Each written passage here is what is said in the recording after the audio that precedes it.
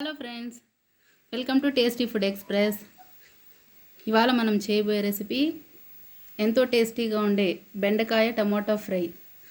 జిగురు లేకుండా ఈ బెండకాయ టమోటా ఫ్రైని ఎలా తయారు చేసుకోవాలో చూద్దాం. బెండకాయ ఫ్రైకి ముందుగా డీప్ ఫ్రైకి సరిపడా నూనెని పెనంలో యాడ్ చేసుకుందాం.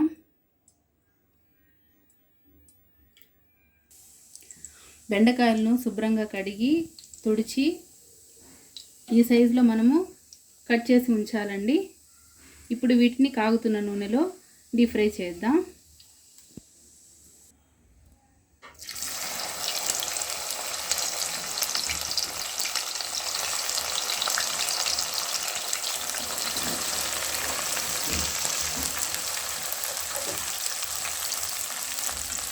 ఇప్పుడు ఒకసారి సమానంగా కలుపుకుందాం.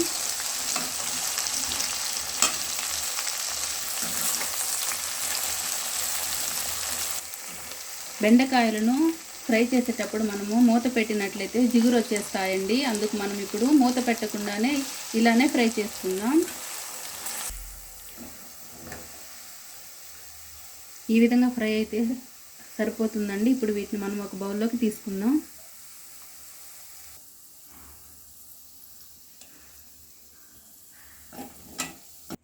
ఇప్పుడు మనం ఇదే ప్యాన్లో బెండకాయ కర్రీని ప్రిపేర్ చేద్దాం. ఇందులో కొంచెం ఎక్స్ట్రా ఆయిల్ ఉంటే పక్కకు తీసేసానండి. టేబుల్ స్పూన్ పోపు దినుసులను యాడ్ చేద్దాం. పోపు దినుసులు వేగుతున్నప్పుడు ఇందులోకి ఒక ఎండుమిర్చిని యాడ్ చేసుకుందాం. అలాగే 2 పచ్చిమిర్చి చిలుకలు కూడా యాడ్ చేద్దాం.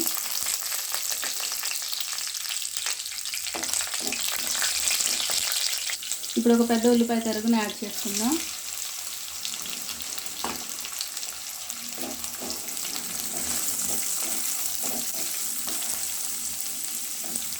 ఇప్పుడు 2 రెమ్మల కరివేపాకును కూడా యాడ్ చేద్దాం. బ్రౌన్ కలర్ వచ్చేంత వరకు చక్కగా ఫ్రై చేసుకోవాలి. బ్రౌన్ కలర్లోకి వచ్చేసాయండి ఆనియన్స్. ఇప్పుడు 1/2 టేబుల్ స్పూన్ అల్లం వెల్లుల్లి పేస్ట్ని యాడ్ చేసుకుందాం.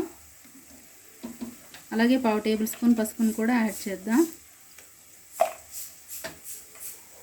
పచ్చివాసన పోయేంత వరకు బాగా ఫ్రై చేసుకోవాలి.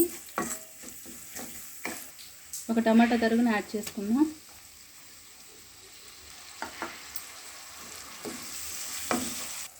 టమాటాలు చక్కగా మెత్తబడిపోయాయండి. ఆల్రెడీ ఫ్రై చేసి ఉంచుకున్న ఈ బెండకాయలని యాడ్ చేసుకుందాం.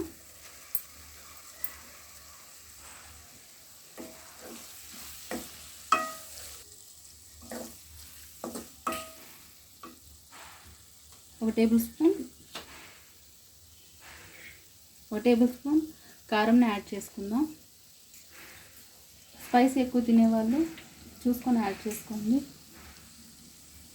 అలాగే 1/2 టేబుల్ స్పూన్ ధనియా పౌడర్ యాడ్ చేసుకుందాం. టేస్ట్కి సరిపడా సాల్ట్ని కూడా యాడ్ చేసి ఇంకోసారి బాగా మిక్స్ చేసుకుందాం. ఈ స్పైసెస్ అన్నీ ఈ బెండకాయకి పట్టే విధంగా. 1/2 టేబుల్ స్పూన్ గరం మసాలా పౌడర్ని యాడ్ చేద్దాం. అలాగే సన్నగా తరిగిన కొత్తిమీరను కూడా చల్లుకొని చివరిగా మరొకసారి కలుపుకొని సర్వ్ చేసుకుందాం. టేస్టీగా ఉండే బెండకాయ ఫ్రై తయారైందండి.